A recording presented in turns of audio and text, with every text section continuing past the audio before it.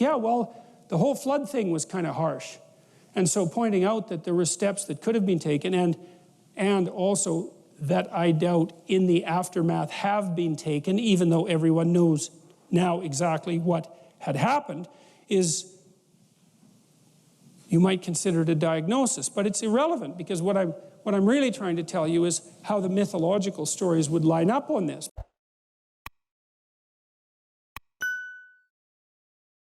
Okay, so we'll start with the next section of Genesis, and this is immediately after Cain and Abel. And there's a short story to begin with, just a fragment. I called it Giants of the Earth. And it came to pass when men began to multiply on the face of the earth, so this is after Cain and Abel, and daughters were born unto them, that the sons of God saw the daughters of men, that they were fair, and took them wives of all which they chose. And the Lord said, My spirit shall not always strive with man, for that he is also flesh, yet his days will be 120 years. There were giants in the earth in those days, and also after that, when the sons of God came in unto the daughters of men, and they bare children to them, the same became mighty men which were of old, men of renown. Now there's been all sorts of attempts to interpret those few rather jumbled lines, but I see it as a reflection of a classic development of hero mythology, which is, and this is sort of nostalgia for the past. One of the things Mircea Eliade pointed out was that what happens to human memory in pre-literate cultures, because nothing is written down, is that what needs to be preserved gets amalgamated. And so imagine that you have a culture that's based on fishing, we'll say. So you have to be a good fisherman, you know, and human beings who use simple tools to fish are unbelievably good fishermen. They know every bloody thing you can possibly imagine about fish, because otherwise they die. So it's really important that they learn everything about fish. And maybe they've been fishing for like 13,000 years or something like that. So there's a lot of accumulated knowledge. And so then the question is, well, who taught mankind how to fish? And the answer is fragments of individuals across history. But that's, you know, you're not going to remember the damn fragments. You put them all together into the amalgam of the heroic fisherman, you know, the guy who established the pattern for proper fishing, whatever that pattern happens to be. One of the patterns might be, don't take all the damn fish because there won't be any for the next year, or something like that. But all those fragments of discovery get amalgamated into heroes of the past.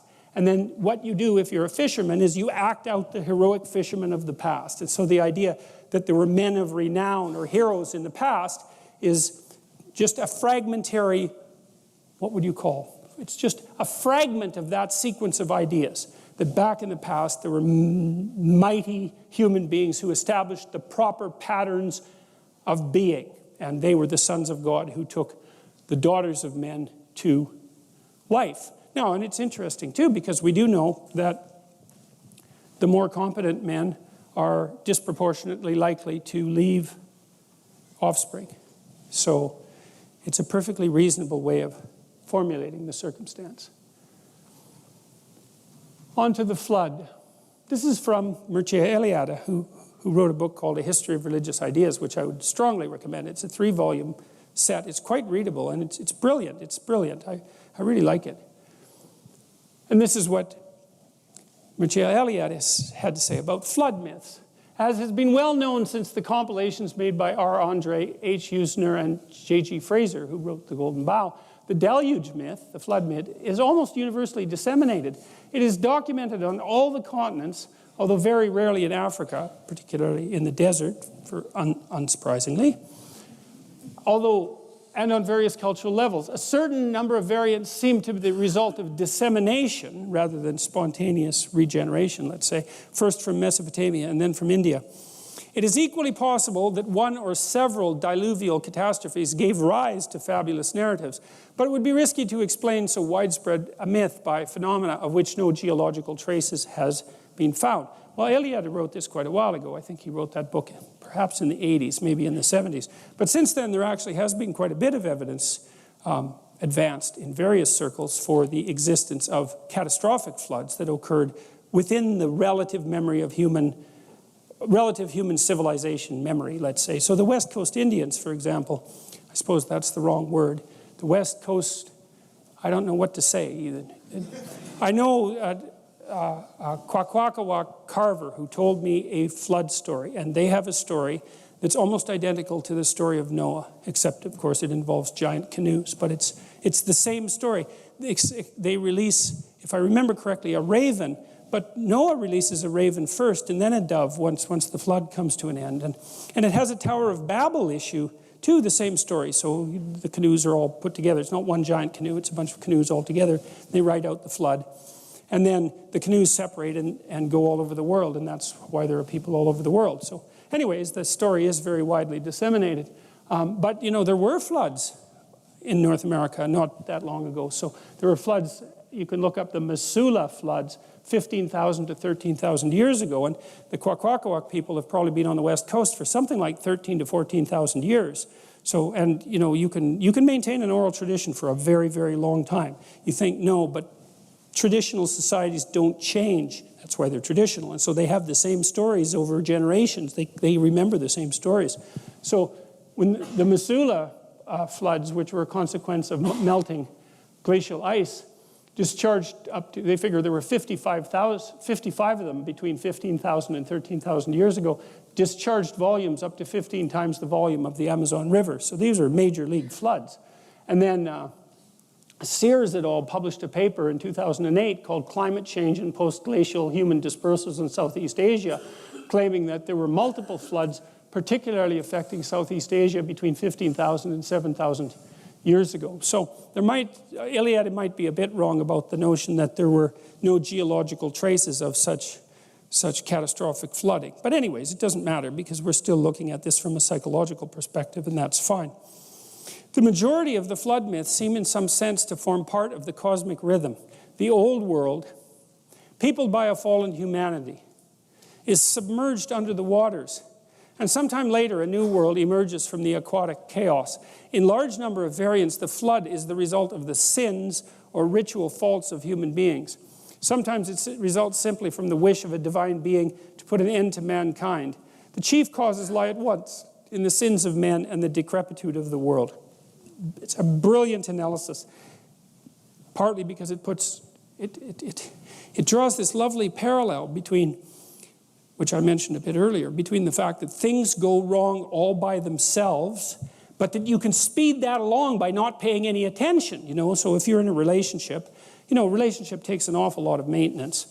And when it needs to be maintained because you start developing some distance from the person that you have the relationship with, and then that starts to become tinged with a little bit of dislike, and hopefully not contempt, but a little bit of dislike, and maybe some emotional distance. And you feel that, and you think, well, it's hard to tell what you think, but you feel that anyways. You know that that's emerged.